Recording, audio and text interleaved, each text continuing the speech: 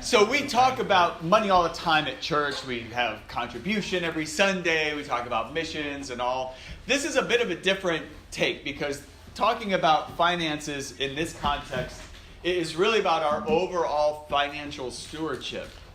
And that's going to support the content of today's lesson with Ryan on budgeting, is that we want to be good stewards. That's the concept that I would love to convey to you today. And, we were talking with the mentors earlier today about this concept of budgeting and these life skills. And these just are not taught mostly growing up. Even if they're taught, it's not carried through. And so part of the reason I enjoy doing life skills is not because I've done it right my whole life, and so you guys are so lucky because I know it all. That's not the case. I have made every mistake you can think of financially. Every mistake. Not budgeting, not keeping track of my money, not being a good steward, spending too much on wants, not thinking of needs, not saving money. We had a house I had foreclosed on when we moved out here. We had a car repossessed. I've had credit cards written off by the banks because I didn't pay them back. So, Hey, lucky you. Now you're probably going, that's why Jim's not teaching the class and Ryan's teaching the class, right? So, that's okay. And the irony in all this, on top of having failed math for 3 years in high school, I'm a private banker. Can we edit that piece out? So it goes to show, maybe a part of the lesson in there for you is that there's hope. Amen. Yeah. You are feeling a lot better about yourself right now. Like, that guy is a mess. But it's true, and my wife is here. She's not laughing because she lived through most of it. I was like, difficult times. But seriously, I'll tell you this one story. It is a tearjerker of sorts, but to how bad it got. We were living in North Carolina. The church had fallen apart. So everything we knew for many, many years wasn't there.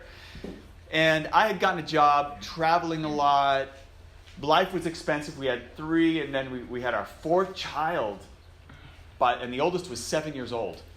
And I didn't go to college. I was fighting just to get a job to pay bills. We'd bought a house, and we had a new car, and just financially, I was getting into a hole, and then I started drinking on top of that, and because the stress and the pressures of life. And I remember the bottom, probably the bottom, was when I went to the grocery store to buy not a lot, maybe $20, $30, things we needed for the kids. I pulled out 4 credit cards. Everyone got declined, and I couldn't buy groceries for my family. So that's a pretty deep, dark place to be in. So again, I share that with you because I don't want anyone in this room to even come close to experiencing something like that. Because that kind of pain is God can use it for good, right? And Genesis 50 verse 20, Joseph talks about the hardships in his life. Hey, God intended it for good to accomplish what is now being done, the saving of many lives. I think that those hardships I want to use for God's glory because God really saved me from those deep, dark days. And honestly, it's the church in LA that gave us hope. And in 2009, it was in July, it'll be exactly 10 years. We moved across the country with 4 kids and a dog and my sister helping us, and a chaotic 3,000-mile trip to come here to LA, and we got a tremendous amount of help. Whether going through CR, getting marriage help from the Bordieris and other couples at the time. And so it's an honor for us to be here. It's an honor for us to do this life skills program because it's not just about lives getting on track financially or career. It's about the spiritual element. It's what this is all about. So with that, let's get into a couple of scriptures, a brief lesson, because we really want to get to Professor Ryan. I just like to say, he looks like a professor, doesn't he? We want to get to Professor Ryan, and we're still going to squeeze in a quick 5-minute break in here. So point number 1 is work wisely. So we know today's on finance and budgeting, but it really starts with you. In order to get finances, you have to have a job. Or have a really rich uncle that leaves you a bunch of money. That's not bad either. But for most of us, we have to work to get the money we need to spend wisely, etc. And so I love this verse in Ecclesiastes 10, verse 10. If the axe is dull and its edge unsharpened, more strength is needed, but skill will bring success. And so this verse is great because some of us have the mindset of, I just need to work really hard. And you think about that, and then you look at this verse and you go, okay, wait a minute. I can work super hard.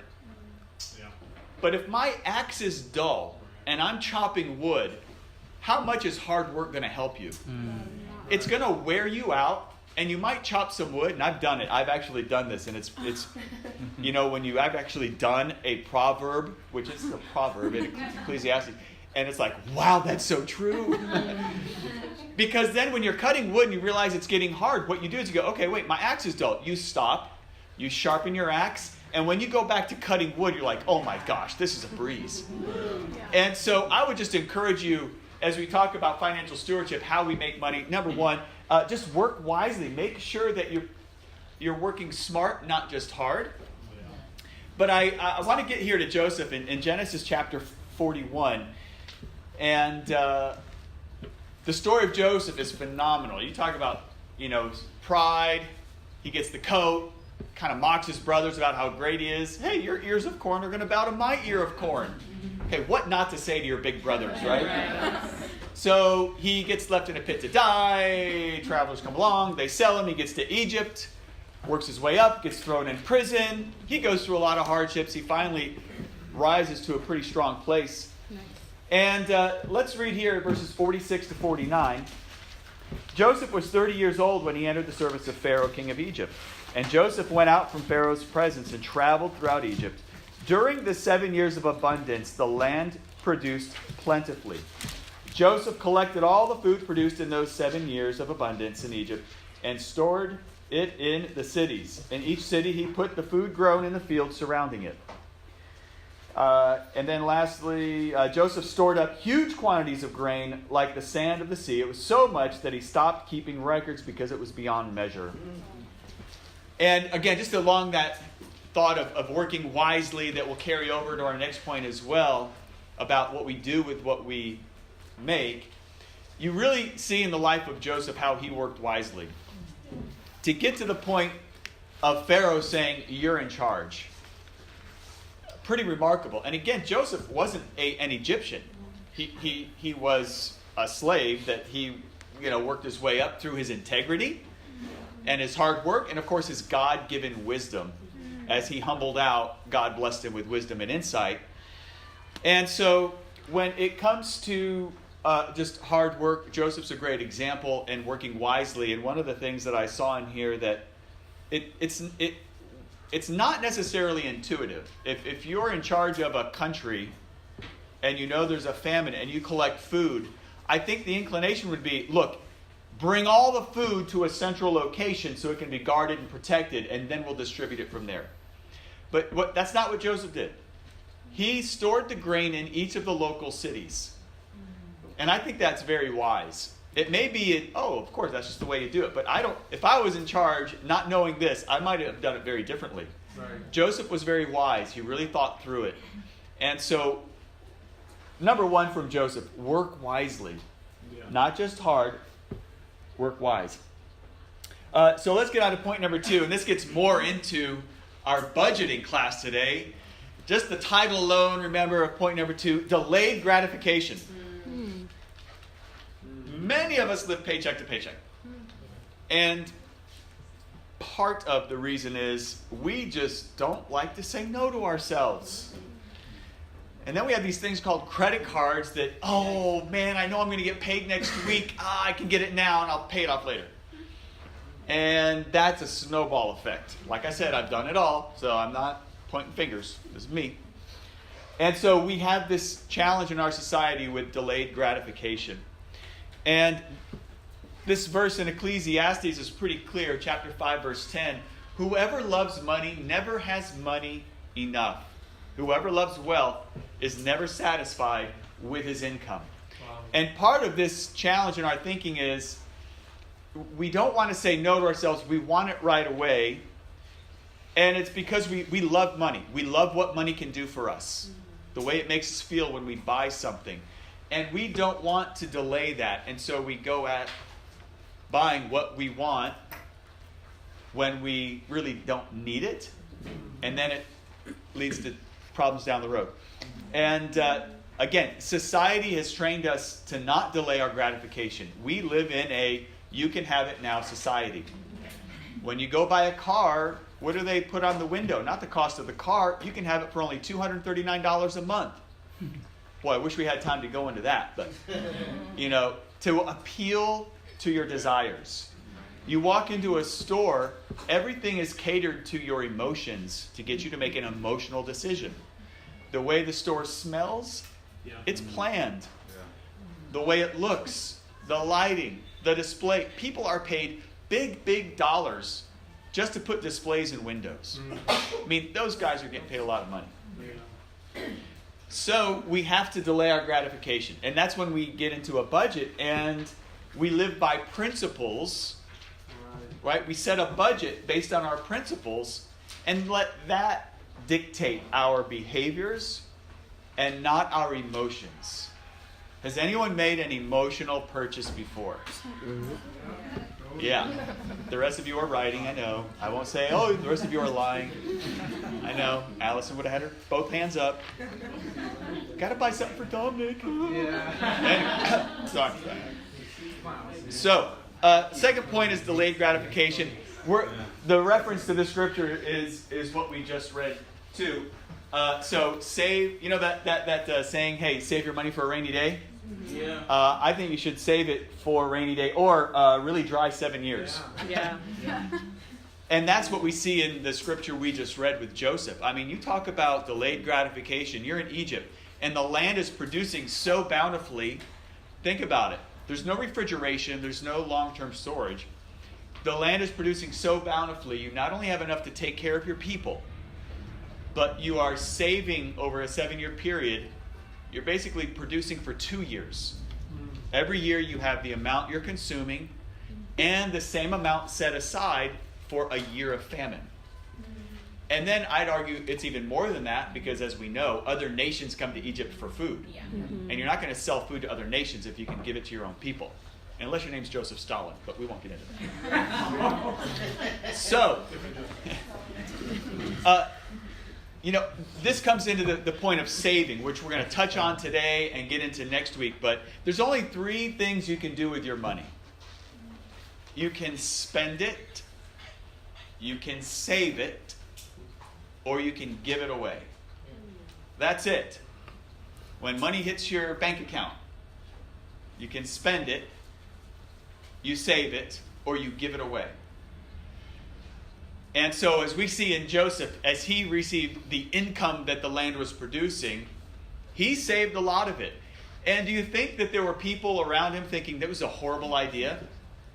Like, we don't think these things, but look at this. Think of this story. If you lived in El Segundo and you're producing grain and you're eating it, but then some guy from LA is telling us in El Segundo, hey, you need to store a lot of grain. And then year 5 and year 6 come along, and what are you thinking? This guy's out of his mind. They weren't used to thinking of 7 years of famine. This was not maybe 2 or 3 years, but not 7. How do we know that? Because no one was prepared for it during this time. All the other nations were scrambling. So it might make sense to us. Sure, a famine's coming, safe, but who told the people there was a famine? There was only one God. He was talking to Joseph, not through the Egyptians. So delayed gratification, save the grain. Don't spend it, save the grain. And I think there's a great lesson in there for us too. How are we with saving our money? I get a kick out of it sometimes when people say, I had an emergency come up. My car broke down. I had to go buy something for my car. It's an emergency. But they all say, it's unexpected expense. Is a car breaking down an unexpected expense? No. The timing may be unexpected, right? A car breaking down is not an unexpected expense. You getting hurt and needing to see a doctor, is that an unexpected expense? No. Not really. It might be unexpected from a timing perspective. Right. But if you are human, you are going to get hurt. You are going to need to go see a doctor. Right. So maybe start to change our thinking. There aren't a lot of unexpected expenses. There are untimed expenses. But we should be planning for these unexpected expenses. Think of the difference. If you go, okay, you're right, my car is probably going to break down. I'm going to put $500 aside in case my car is going to break down. Right. And you don't touch that money. Imagine the day comes and you've disciplined yourself. I'm not going to touch this money. That thing is on sale. I'm not going to touch the money. Yeah. The day your car breaks down, how do you feel? You're actually happy. Yeah. Yes! I've been saving for this. My car broke down. This is the best day of my life. Okay, maybe not that extreme, right? But you know my point. Because your car's going to break down. Yeah. The question is, are you prepared for it or not? If you delay gratification and you save money for this unexpected event, and this event happens, you're prepared. Okay, it's an inconvenience, but I'm ready. I can handle it.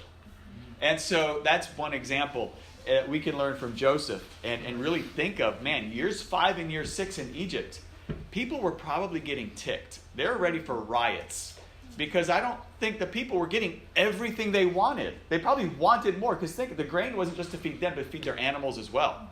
And the more grain you have, the more healthier livestock, the more livestock you have. Yeah. So there's this balance of how much grain do I release and not? And I bet a ton of people, because again, year 6, think about it, year 6, you have 6 years of grain stored. That's a lot of grain. And I'm sure there's a lot of people thinking, hey, I could expand my fortunes right now. Give me more grain. Animals are healthier, produce more. I can grow more crops because I have more grain to plant bigger crops. Delayed gratification. And it saved Egypt. It saved Israel because Israel, right? His brothers come back. His father comes back. And they end up, being able to live because of disciplined savings and delayed gratification. So that's point number 3. Last point is a disciplined distribution. Lesson from the life of Joseph. Ecclesiastes 11 verse 6, I admit it doesn't go exactly with the point, but it's one of my favorite verses from Ecclesiastes on finance, so I threw it in there. So we're going to do a quick sidebar, which is, sow your seed in the morning, and in the evening let not your hands be idle, because you don't know which will succeed, whether this or that, or whether both will do equally well. I really like this because it talks about our thinking and our mentality, not just towards money, but think about as we build wealth, which is how we should think of it, not just a job for income, but building wealth. Wealth doesn't mean a ton of money. Wealth just means your mindset towards your money. Yeah. Right. If you think of, I make $15 an hour at Starbucks, and this is my wealth, you're going to approach your money very different than if you think, I just got a job at Starbucks making $15 an hour. No, this is your wealth. This is what God has given you. This is your wealth. And sow your seed in the morning and evening, let not your hands be idle. I think even as disciples, we can consider this, and most of us put all our eggs in one basket. We have one job, this is our money, and if I get fired tomorrow, I'm toast. And that's going to be a reality for us for many years, most likely. But the concept of, wait a minute, I want to work hard in such a way that maybe I have this job, maybe I can do this on the side to make a little extra income. And that way I have both things, and I don't know which will succeed, whether this or that, or whether both will do equally well. I think of a brother, Paul Kelly, in the West region. He's awesome at this. IT guy, very smart with technology. And so he has his 9-to-5 job, beach body, has a great job, working IT. But because of his abilities in the IT world, he does some consulting with 1 or 2 other companies. And it's not a lot of time, but because of his expertise, it is consistent every month, a certain number of hours. And so he's able to do some of these jobs on the side to supplement what he gets during the day. It doesn't hurt to look at life like that. And even just to give you a vision for the future, because I work with a lot of wealthy people. Families I work with all have at least $10 million or more in wealth. Many of them have, 80 million, 100 million. I've worked with several billionaires. none of them get their wealth from one source. All of them get their wealth from, at that point, many sources. And it's helpful for us to start to think that way. Many of them own investment real estate. So for us, we rent an apartment. Who owns your apartment? Probably some rich guy, or most likely rich guys, forming a partnership. And they spend, let's just say, $10 million on an apartment building. And their income from your rent is like an investment, right? It's like if you put money in a CD at a bank and they give you some interest back. This is how wealthy people think. I want to do, so I'm going to invest in this building, and I'm going to invest in this building, and I'm going to invest in this building. And now you got 3 different sources of income. And how much work does it take when you own a building? None. You probably hire a property management company. They're doing all the work for you. And so you own that investment. The hard work you put in is up front. Should I buy this investment? That's just an example of the way to think of our life. I just like that verse. Broadens our minds about some of us need to think of maybe 2 sources of income. Doesn't hurt. And with the internet these days, gosh, there's got to be ways to make money online that, using that. And then the last verse I'd refer to in Genesis chapter 41, let's read here verses 53 to 57. The 7 years of abundance in Egypt came to an end, and the 7 years of famine began, just as Joseph had said. There was famine in all the other lands, but in the whole land of Egypt there was food. When all Egypt began to feel the famine, the people called to Pharaoh for food. Then Pharaoh told all the Egyptians, "Go to Joseph and do what he tells you." When the famine had spread over the whole country, Joseph opened all the storehouses and sold grain to the Egyptians, for the famine was severe throughout Egypt. And all the world came to Egypt to buy grain from Joseph because the famine was severe everywhere. Disciplined distribution. I like looking at this again with our budgets, and so we get our resources and what we spend. Wow, we got to be really wise. We work hard for our money. It is not easy. It is not easy. And so, but sometimes we spend it frivolously as if it was easy. And this case with Joseph, again, you imagine the pressure he's under as the administrator. Because, again, they just got done with 7 years of plenty. The famine sets in. And I don't know, maybe year 2 to year 3 is when they feel the famine. Because I think individual families also probably saved up a little bit too. But eventually, okay, that ran out. We need to go to the storehouses. And then Joseph had to have the mindset, okay, I know this famine because God told me it's going to last 7 years. People panic when there's not enough food. And so how did Joseph manage this disciplined distribution of grain? No, only take this much.